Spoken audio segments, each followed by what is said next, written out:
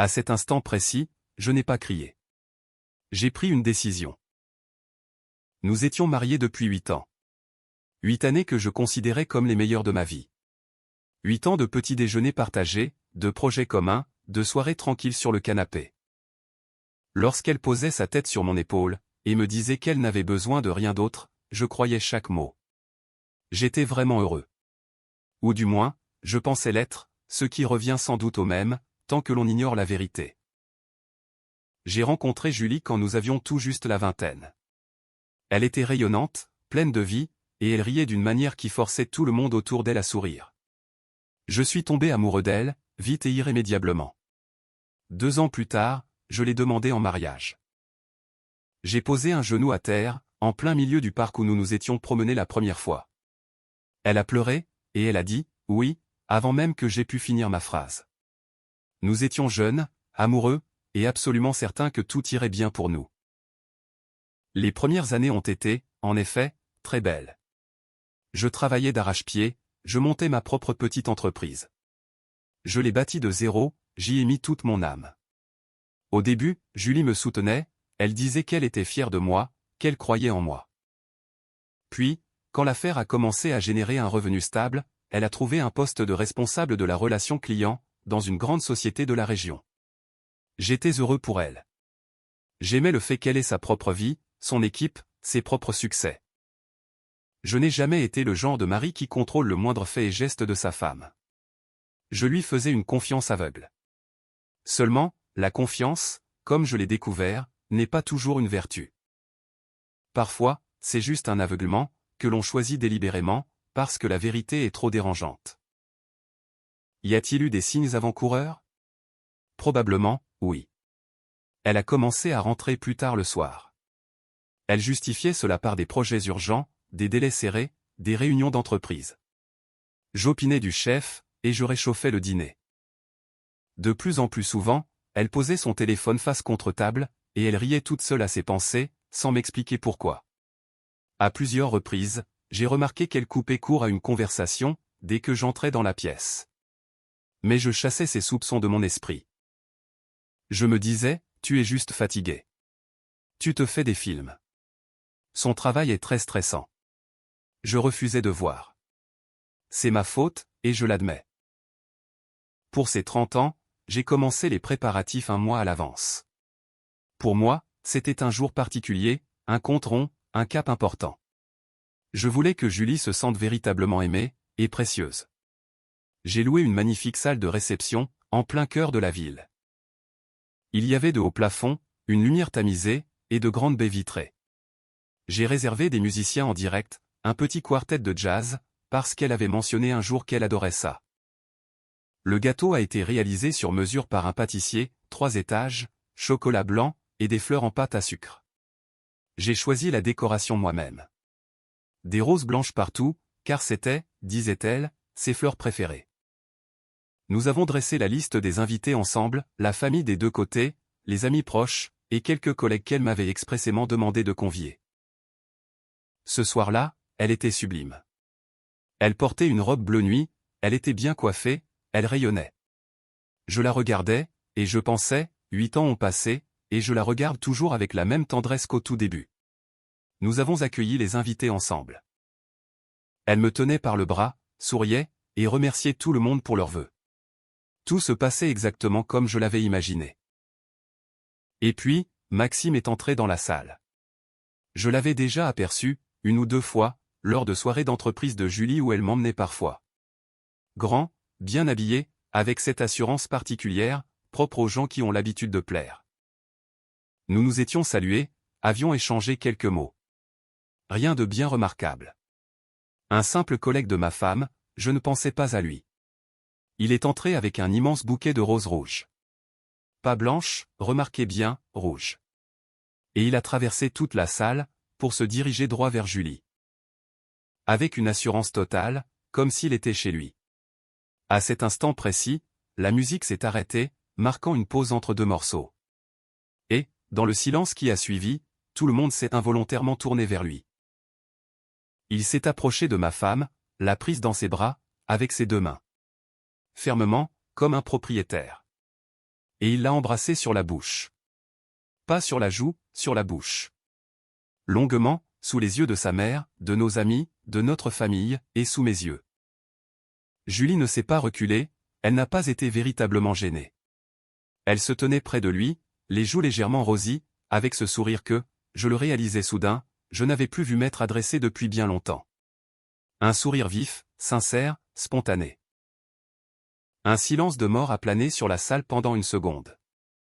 Puis, quelqu'un a toussé, et la musique a repris. Les gens ont détourné le regard, faisant semblant de n'avoir rien vu. La vie a repris son cours. Quant à moi, je me tenais près du bar, mon verre à la main. Je n'ai pas crié, je n'ai pas bougé, je n'ai rien cassé. Je regardais, tout simplement. Et à cette seconde précise, j'ai senti que quelque chose, à l'intérieur de moi, s'emboîtait définitivement, et sans faire de bruit, à sa juste place. Ce n'était ni de la colère, ni du désespoir. C'était un sentiment froid, net, et profondément calme. C'est à cet instant-là que j'ai pris ma décision. Sans un mot, sans faire de scène. Juste une décision. Cette nuit-là, je n'ai pas dormi. Pas parce que je pleurais, ou que je me tourmentais de désespoir. Non. Je suis resté allongé de mon côté du lit, absolument immobile, à fixer le plafond. Pendant ce temps, Julie dormait à mes côtés, d'un sommeil régulier et paisible, comme quelqu'un qui a la conscience tranquille. C'est ce calme qui m'a le plus frappé. Elle était rentrée de la fête de bonne humeur, m'avait dit que la soirée avait été merveilleuse, m'avait embrassé sur la joue, et s'était endormie en 10 minutes. J'écoutais sa respiration, et je réfléchissais. Je me demandais combien de nuits comme celle-ci avaient précédé. Combien de fois elle s'était endormie, avec cette même tranquillité, tout près de moi, alors qu'elle menait, en réalité, une toute autre vie. Je repensais à ces 2 années vécues côte à côte. Pendant que je faisais des projets, que je gagnais de l'argent, et que je choisissais des roses blanches pour son anniversaire, je ne me doutais de rien. Ou bien, je refusais de voir. Vers 2 heures du matin, je me suis levé sans bruit, j'ai pris mon ordinateur portable, et je suis allé dans la cuisine. Nous avions un espace de stockage cloud partagé. Nous l'utilisions depuis le tout début de notre vie commune. Nous y gardions des documents, des photos, des fichiers communs. Julie n'aurait jamais imaginé que j'irais fouiller là-dedans, dans un tel but. En fait, visiblement, elle ne me pensait même pas capable d'une chose pareille.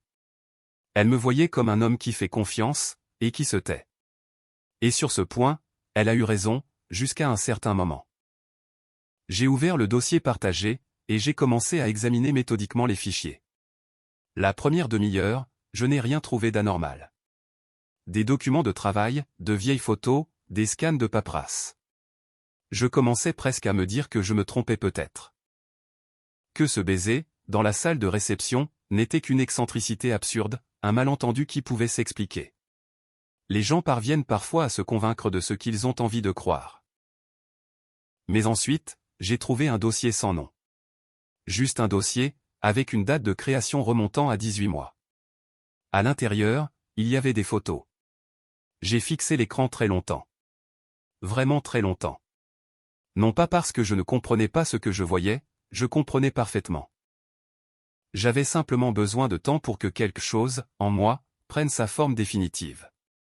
Pour que cela durcisse, et devienne le socle de mes prochaines actions, et pas seulement une simple douleur. Ensuite, j'ai ouvert les relevés bancaires de notre compte joint. Julie utilisait parfois notre carte pour ses dépenses personnelles, et je ne m'y étais jamais opposé. Maintenant, je lisais les lignes, et je déchiffrais les sous-entendus. Des restaurants, en semaine, alors qu'elle était censée travailler tard. Des hôtels, par 2 fois. Une fois dans notre propre ville, et une autre fois, lors d'un voyage qu'elle m'avait présenté comme un déplacement professionnel. Les montants étaient modestes, discrets. Elle avait été prudente, mais pas suffisamment. À 4 heures du matin, j'avais le tableau complet sous les yeux. 2 ans. De manière systématique et consciente. J'ai fermé l'ordinateur, préparé un café, et je me suis assis près de la fenêtre. Derrière la vitre, il faisait sombre et silencieux. La ville dormait. J'étais assis là, et je ne pensais plus à ce qui s'était passé. C'était désormais un fait établi. Je pensais plutôt à ce que j'allais faire ensuite. La première réaction, celle qui vient à l'esprit de la plupart des gens dans une telle situation, c'est le scandale. La réveiller, tout lui cracher au visage, déverser sa souffrance. Je comprenais cette envie, je la ressentais moi aussi, quelque part au fond de moi. Mais je savais également qu'un scandale, c'est avant tout de l'émotion. Et l'émotion, dans mon cas, jouerait contre moi. J'aurais hurlé, elle aurait pleuré, tout se serait mélangé dans une scène informe. Et au final, j'aurais perdu le principal avantage que je possédais. Elle ignorait que je savais. C'est ma seule arme, et je n'avais pas l'intention de la gaspiller. Le matin venu, je me suis comporté comme d'habitude. J'ai préparé le petit déjeuner, je lui ai demandé comment elle se sentait après la soirée de la veille. J'ai souri au bon moment. Julie était d'excellente humeur, elle bavardait joyeusement sur les invités, les musiciens, le gâteau. J'écoutais, j'opinais du chef, et j'enregistrais mentalement chaque mot. Exactement comme un homme qui a déjà pris sa décision, et qui se contente de rassembler des preuves. Le jour même, vers midi, j'ai appelé Antoine. Antoine était mon avocat depuis plusieurs années. Nous nous étions rencontrés au début de mon entreprise. Il m'aidait avec les contrats et le suivi juridique, mais surtout, c'était un homme en qui j'avais une confiance absolue. Mesuré, intelligent, le genre de personne qui vous écoute jusqu'au bout, avant de prononcer le moindre mot. Nous nous sommes retrouvés dans son cabinet, 2 heures plus tard. J'ai posé devant lui les captures d'écran imprimées, les relevés bancaires, une liste de dates et de faits. Il a examiné tout cela en silence, pendant de longues minutes. Puis, il a levé les yeux vers moi, et m'a dit, « Tu as bien fait de ne pas faire de scandale hier. » Très bien fait. Nous avons discuté pendant près de 3 heures. Antoine m'a exposé la situation, clairement et sans fioriture. L'appartement dans lequel nous vivions avait été acheté par moi avant le mariage, et, juridiquement, il restait ma propriété exclusive. La voiture également. L'entreprise était enregistrée à mon seul nom. Les biens communs, dans les faits, se résumaient à une petite partie de nos économies sur le compte joint, et à un peu de matériel électronique. Avec un divorce bien préparé, Julie obtiendrait bien moins que ce qu'elle espérait probablement. La loi était de mon côté, à condition que je ne commette aucune erreur. Et je n'avais aucune intention d'en faire. Mais le divorce n'était qu'une partie de l'équation. Il y avait la seconde partie. Maxime. L'homme qui était entré dans la salle de réception avec ses roses rouges, et qui avait embrassé ma femme devant tout le monde, comme si c'était son droit. Je ne comptais pas le harceler, me venger par haine personnelle, ou m'abaisser à des jeux mesquins. Mais je me rappelais d'une chose.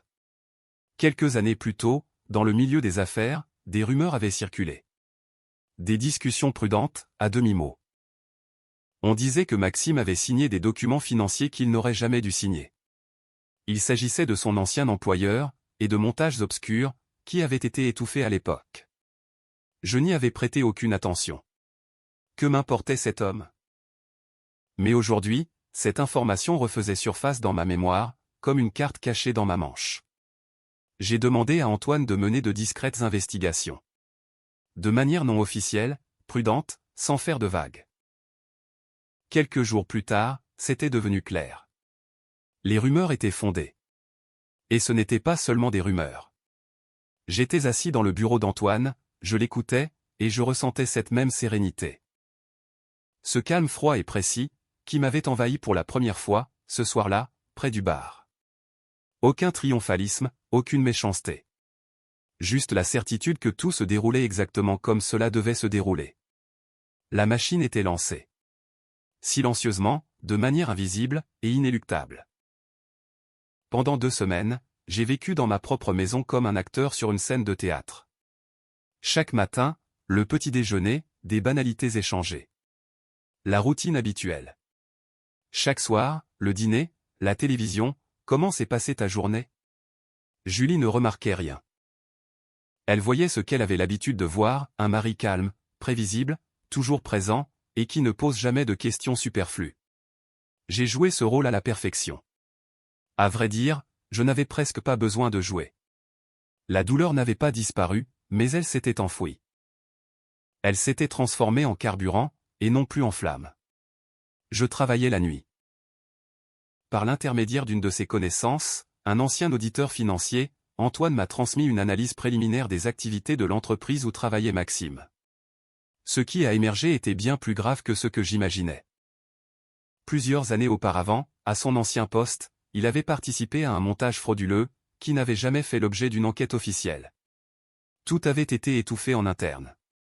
Mais les documents étaient toujours là, ses signatures étaient toujours là. De plus, à son poste actuel, il s'est avéré que certaines de ses décisions avaient également soulevé des doutes, lors des contrôles internes. Des doutes qui, curieusement, étaient restés sans réponse. Je n'ai rien fabriqué de toutes pièces, c'est un point crucial. Je n'ai pas inventé d'accusations, je n'ai pas placé de fausses preuves, je n'ai pas utilisé de méthode sale. J'ai simplement pris ce qui existait déjà. J'ai soigneusement rassemblé le tout dans un dossier unique, et, via mon avocat, je l'ai transmis au service d'audit interne de l'entreprise de Maxime. De manière anonyme, propre, sans le moindre fil qui puisse remonter jusqu'à moi. Ensuite, il ne me restait plus qu'à attendre. En parallèle, Antoine finalisait la requête en divorce. Nous avions étudié chaque détail. La séparation des biens a été préparée avec une rigueur juridique implacable. Nous nous sommes appuyés sur les documents prouvant que les actifs principaux avaient été acquis par moi, avant le mariage, ou grâce aux fonds générés exclusivement par ma société. Tout était légal, tout était précis, tout était prêt. Un jeudi soir, alors que Julie était à la maison, je suis sorti en prétextant aller faire des courses. En réalité, je suis allé signer les derniers papiers, dans le cabinet d'Antoine. Le vendredi matin, les documents lui ont été remis en main propre. J'étais à l'autre bout de la ville quand c'est arrivé. Le téléphone a sonné 20 minutes plus tard. J'ai regardé l'écran, c'était son prénom, avec la photo qu'elle avait elle-même choisie pour son contact dans mon téléphone. J'ai laissé la sonnerie aller jusqu'au bout. Ensuite, je l'ai rappelé, d'un ton calme, comme s'il s'agissait de la chose la plus banale du monde.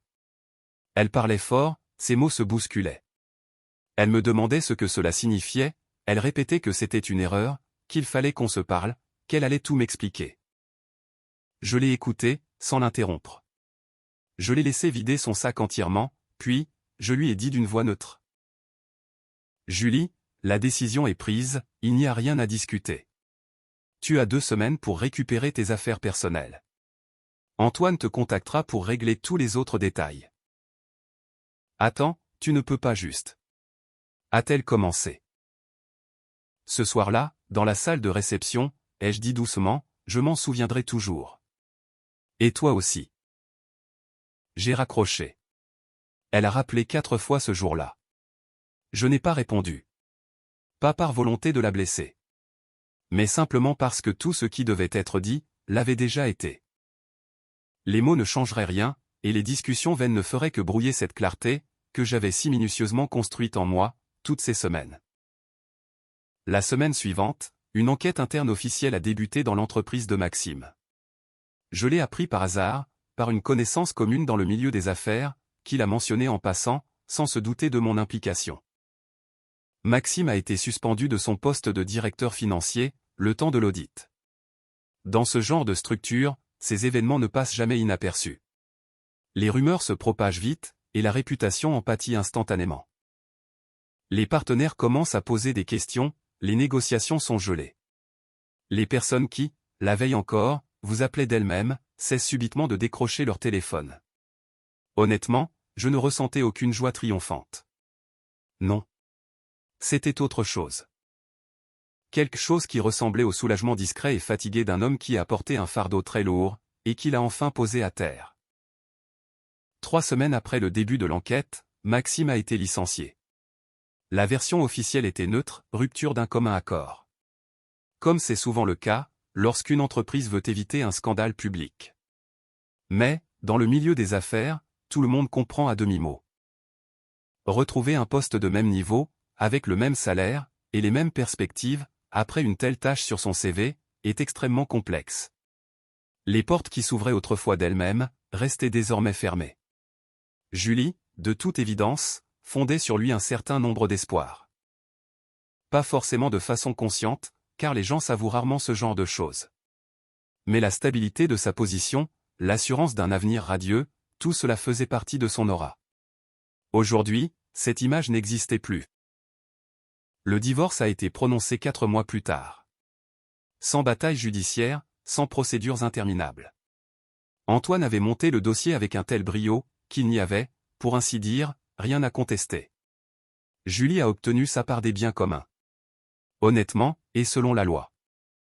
Exactement ce qui lui revenait, ni plus, ni moins. L'appartement m'est resté, et l'entreprise aussi. Je ne l'ai pas privé de ce qui lui appartenait de droit. Mais je n'avais pas l'intention de donner ce qui était à moi. Le dernier jour, lorsqu'elle est passée prendre le reste de ses affaires, nous ne nous sommes presque pas parlé. Elle semblait différente. Elle n'était plus la même que ce fameux soir d'anniversaire. Elle avait l'air fatiguée, abattue, dépourvue de cette légèreté que j'avais tant aimée chez elle autrefois. Je l'ai aidée à porter les cartons, en silence. Ce n'était pas de la froideur. C'est simplement qu'à cet instant, les mots auraient été superflus, ou bien cruels. Je ne voulais ni de l'un, ni de l'autre. Quand elle est partie, j'ai fermé la porte, et je suis resté longtemps immobile, dans le silence de mon entrée vide. Voilà. Ce chapitre était terminé. Un nouveau m'attendait. Les premiers jours dans mon nouvel appartement m'ont paru étranges. Pas pénibles, mais vraiment étranges. Le silence y était différent. Ce n'était pas ce silence pesant, qui suit une dispute ou une rancœur. C'était un silence pur, le vide intact d'un nouvel espace, qui ne connaît pas encore son propriétaire. Je marchais dans les pièces, je rangeais mes affaires, je préparais mon café sur la nouvelle cuisinière. Et je me surprenais à ressentir une émotion que je n'ai pas réussi à nommer tout de suite. Puis, j'ai compris. C'était du soulagement. Un soulagement discret, profond, et authentique.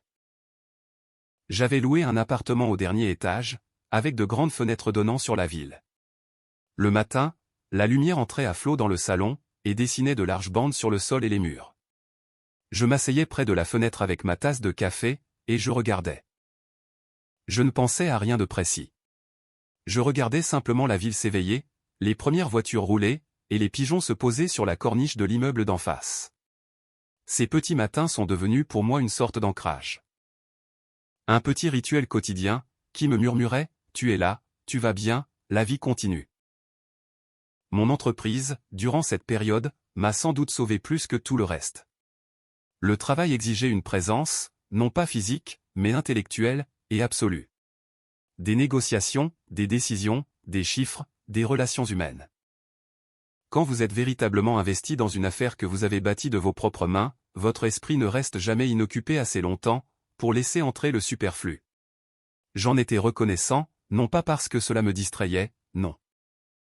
Mais parce que cela donnait un sens à mes journées. Cela me rappelait que quelque chose reposait sur mes épaules, et exigeait toute mon attention. Mes amis ont réagi de différentes manières.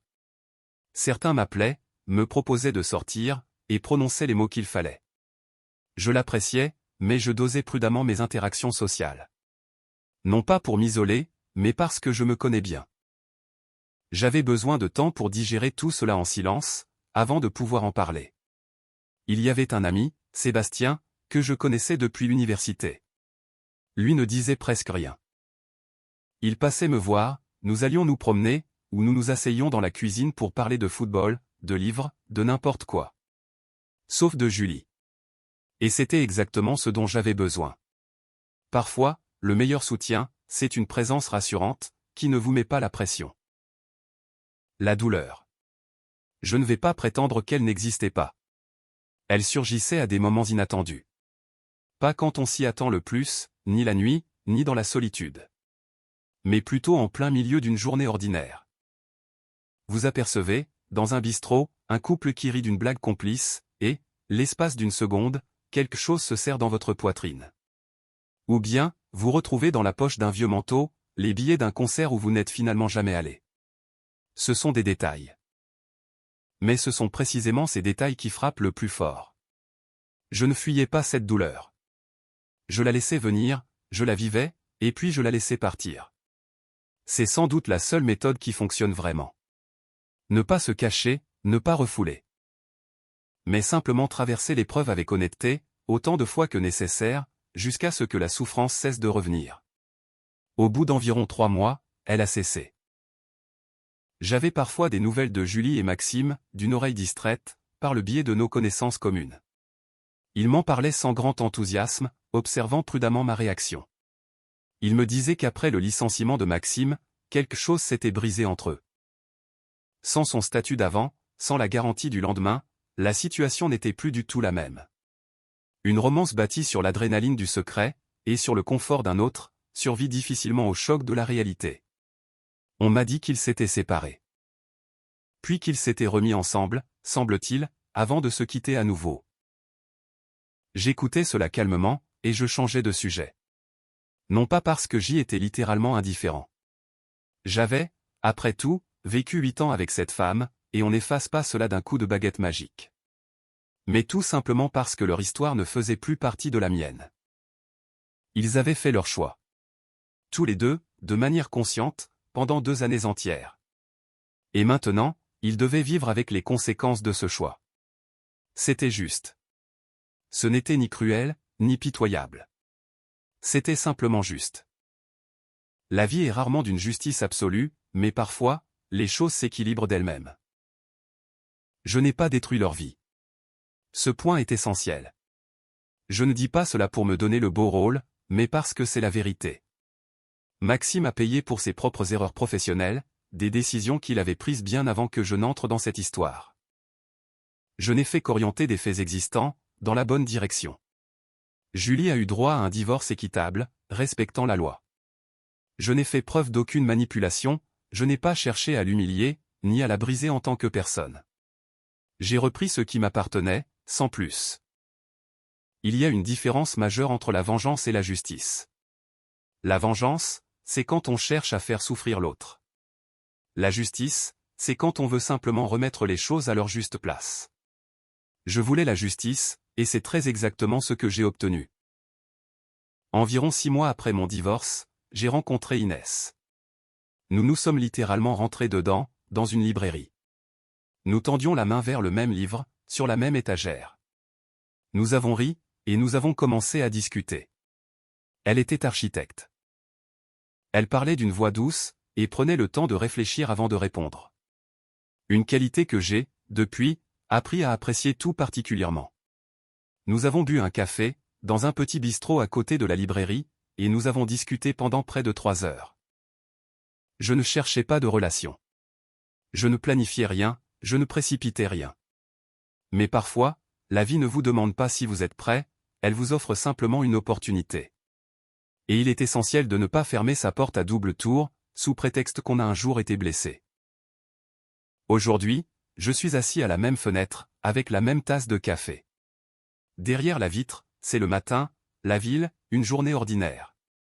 De la cuisine proviennent des bruits discrets, Inès prépare le petit déjeuner, et fredonne une chanson à mi-voix.